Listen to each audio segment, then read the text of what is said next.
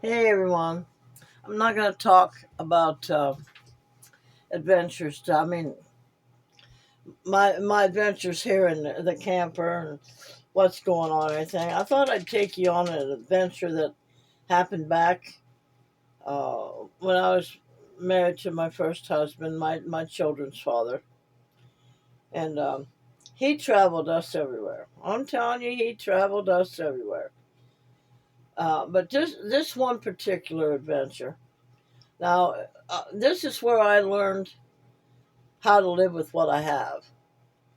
And a lot of people would say, well, after I'm going to tell you this, a lot of people would say, well, I couldn't do that. Well, you could if you had to, bottom line. And you have to learn to. You have to use your brains and your intuition and a bunch of other different stuff. So, but he traveled us back and forth to Florida several times. And this one particular time, we were down there, it was 1977 when Elvis Presley died. We had a nice little place, and but of course now he was the kind of man. He was a drunk. He was an alcoholic, and the only time that he did well is when he'd take us to some place and getting us set up. He'd get a job and go back and forth to work and getting us set up into a home, and he did fairly well. But then he would take after he had us settled, and he would start going to the bars and ramping around with women and stuff like that, which I could never prove it, but I knew it. You know, women know. And so, all you guys out there that are watching this, if you do that, believe me, most women know, and especially empaths. And there's a few of us out there that are empaths. So just just know that. But they know. Empaths know. And women use their intuition, and if they watch and they learn, or they can turn a blind eye because they don't want to know. But anyway, he was doing his thing out at the bars, and God knows, maybe even because he always didn't spend his money on us, just the bare minimum. Um, but he was going out and drinking and whatever, and maybe come home 2 or 3 o'clock in the morning once the bars were closed, and God knows whatever else he did out there. But we were watching television one day, and there was a movie on there with Glenn Ford, and it was black and white, believe you not, and it was about the Lost Dutchman's gold mine. Didn't say nothing about it. Didn't say, we just watched the movie. And one day he gets up and he says, we're going to Arizona. I want to find the Lost Dutchman's gold mine.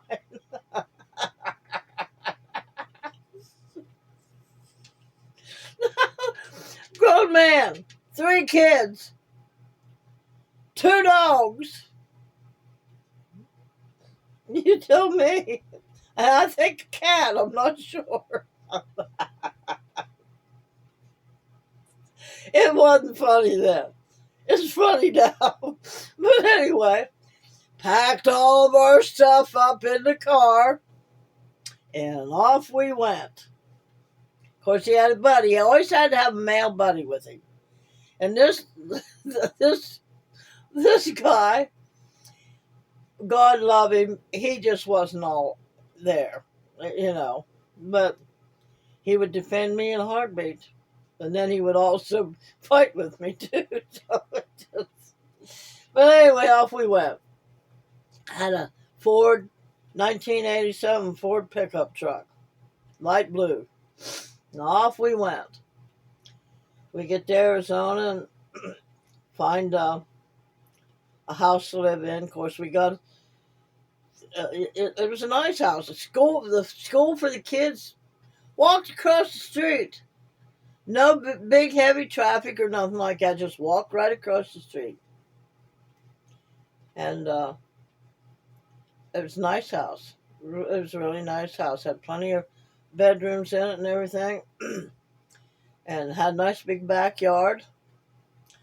I can't remember how much rent we paid for it, but we were living fairly good. He had a good job, and he would work. I have to say, he would work. The alcohol didn't interfere with his work. The alcohol interfered with his money that he made and what he supplied to us. So, but anyway, that's let's go there. Oh my God. So and he did his buddies, and the buddies would come over, and he would drink and drink, and it was just endless. Well, one day he come up to me and he said, "Let's move to the desert. We can find the lost Dutchman's gold mine better that way." So he had me go to the library and pick out the books and everything, and they had little so-called maps in there, and describe where the lost stuff. You had to look through when the sun shined through the weaver's needle, shine right on the. So we had to go. He took us out to Superstition Mountain, way back in there. I mean, it was like 20 miles back in there, more maybe, something like that. But anyway, he um, set us up out there in a tent. Got us um, one of them great big canopy tents too that we could be under the shade in and stuff. Got us one of them great big things that you kept ice water in, And so we had our blankets and our clothes and all that kind of good stuff. Cooked over a fire, and off we'd go hunting. Looking, looking. And climb up the mountain. Climb up Superstition Mountain with 2 dogs and a cat and 3 kids. Now, I know you're all going to say, well, why did you follow him? Why did you do it? Well, I was still a stupid, naive girl. Still had the mindset of a 17-year-old girl that knew nothing. I knew that we were supposed to stay with our husband no matter what. And of course, he was very abusive to me. But we were to stay with him. Well, all right, we stayed out there. I don't know for how long. And he'd go to work. He'd go to work and leave us out there all day. We had nothing to do while he was at work. Now, he did leave me with a .44 Magnum, and each of the kids had a knife. But we were out there by ourselves. And so, and then when he did get home from work, then him and his friend, his buddy, um, go boar hunting and stuff like that. Well, they went boar hunting one day and chased down this boar and shot it and brought it home and brought it back to the base camp, where we all hung out, with the little fire and the tent over here, God.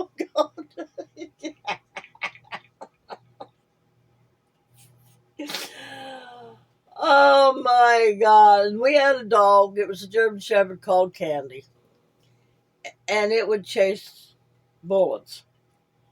He would sit there and shoot his gun, and the dog would try to catch the bullets. And then the dog would go and pick up rocks and bring them over and lay them down beside us. And that's how we lived out there, day in and day out. No TV to watch. I think we did have a radio, but that was in the vehicle. So when he was gone to work all day, he, you know, um, but but then, you know, I got a job, and I was working in a dog kennel, and the kids had to go to school. Well, it started to get a little cold, and he we would get ready to go to work in the morning, and thank God I didn't have to wear nothing fancy or anything like that because I was working with dogs. And I go in there and do my job. He went in, but we had to drop the kids off in the schoolyard, or there was a park across from the school, and hold on a minute. There was a park across from the school, and they could go over there and hang out if they wanted to until school started. Oh, and so and we did that morning after morning after morning. You know, they luckily got breakfast at school, so we were fortunate enough that I knew my kids was eating, and and how we had to clean up. You know, we either had to clean up at the tent or whatever. You know, uh, so that's how we lived, cooking over a wood brick like thing, like rocks and stuff, cooking on that, cleaning up there in um, sponge baths and stuff like that. And you know, and what little bit of food that we could have, I can't even remember what kind. I mean, some of it's a blur to me, but let me tell you what, I mean, I remember it, and there were days that was kind of fun, but the days that, well, here's the most horrific one. He come home from work one day, and then mind you, now by the time he gets home, it's dark. We're there out there by ourselves in the dark, and he comes home this one night so drunk. He stops off at the bar, so drunk, and my son had done something with his knife or something, wasn't taking care of it the way his dad thought he should, you know. So he took it off of him and was mad, and he was going to break it, going to try to break it. Well, then you're not going to have a knife then. So he took it and stabbed it in the tree, and when it did, it broke off and cut him, severed that artery right there. Blood just started squirting everywhere. Now, mind you, he was he collected tin and stuff, and that the back of the truck was filled with tin, old, rusty, jaggy tin. Guess where I had to put the kids? I had no place else to put the kids. I had to leave the animals there, and I had to drive him out of there. And you want to talk about scared? I had to worry about the kids in the back, and this gets emotional for me. My kids don't know how I felt about that trip, how that hurt me. But still, all of that did not override how I was taught. We were taught us women are supposed to stay with our husbands. And besides, I was too dumb. I was dumber than a box of rocks to know how to take care of myself. And so, but anyway, I mean, that tin is about it. I told the kids, I said, get down on the bottom and stay down there. Don't get up. Don't move. Just lay there and try to stay away from the tin if you can. And then this guy, with him being drunk anyway, he's blood squirting everywhere because he hit the artery, and he's got it wrapped up with something, and of course I'm shaking. I mean, when I see the blood squirting at the camp, and I get something and I wrap around it, you know, and trying to do all of that, but in the cab of the truck. Now he's doing things like this and scared me even more. Oh God, Joyce, the blood just squirting everywhere, just squirting everywhere. I don't know if I'm gonna make it. I think I'm gonna pass out. Oh my God! And my hands are clenched on that steering wheel, trying to drive out of that old dusty dirt road, keep my kids safe in the back, make sure they don't get cut up and stuff or get tossed out of the truck. And my hands are clenched on that steering wheel trying to get out of there, and that weave in and out and around the curves and stuff like that. And I was horrible. I mean, I was shaking the whole way. And so when I do get out on the highway, I'm driving up the highway and trying to get to the best place I can. Well, I pull up to one of them like 7-Eleven type deals, and ran out and told because we didn't have phone. No, we didn't have cell phones back then. And I run in and I say, call an ambulance. Well, they called an ambulance. The ambulance came out, wrapped him up, took him to the hospital, and we followed. And get to the hospital. Hospital wouldn't treat him because he didn't have any insurance. So they sent him to Phoenix Hospital, where they treated him. Now, and guess what? Guess where we went right back to? Base camp. Our little abode, our little home, where he could hunt down the Lost Dutchman's gold mine. Now, there was a selfish man. That was a selfish man, and I was too stupid to know how to get out of that.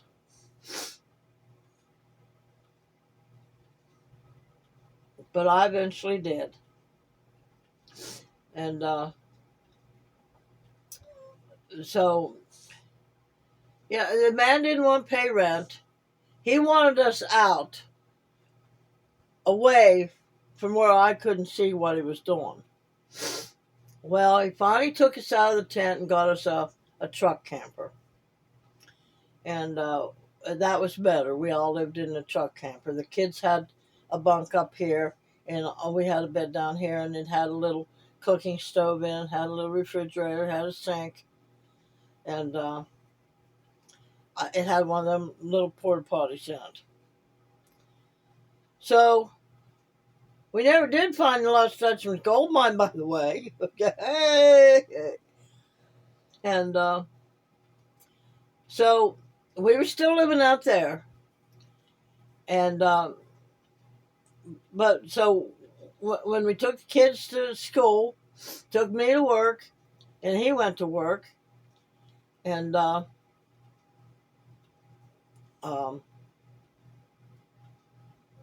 he started stopping at the bar at night on the way home from work. But of course, pick me up, from work, and we'd, make us sit out in the truck or the camper. Well, this one night, I decided to go in. I said, okay, what's keeping you? And I go in there, and he's sitting with a bunch of women. Of course, a couple men in there, but a couple. And I went in, nicely sit down next to him. See, they didn't know anything about me. I didn't sit down next to him. And I'm sitting there, and I'm looking at one of the girls, and kept looking at her, and I said, I know you. And I realized who she was. I told her, and she said, well, who are you? And oh my God, it's from my hometown up here in East Palestine. And that just tore him up, because we were friends, the women that he was trying to get with and possibly had got with. But one good thing about her was She never rubbed it in my face, not one time. We all gathered up and went back to her house. She had a nice house. We stayed up in her bedroom and talked all night long and left him out in the living room to fend for himself. Well, he couldn't take that. He got left.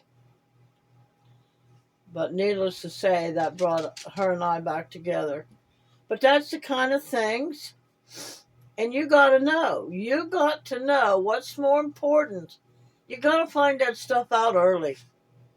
Don't wait till all the years like right now that I'm finding out. I mean, I found out a few years ago, but I'm finding out more now.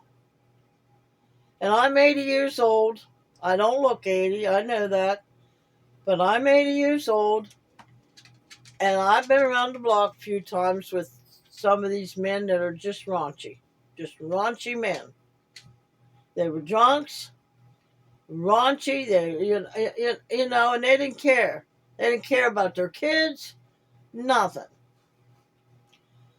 Learn all the signs, know who you are before you go getting in a relation. Now he was young when I married him, and young people, and woman or man, well, young girl or boy, young like that don't have the sense that God meant to give them.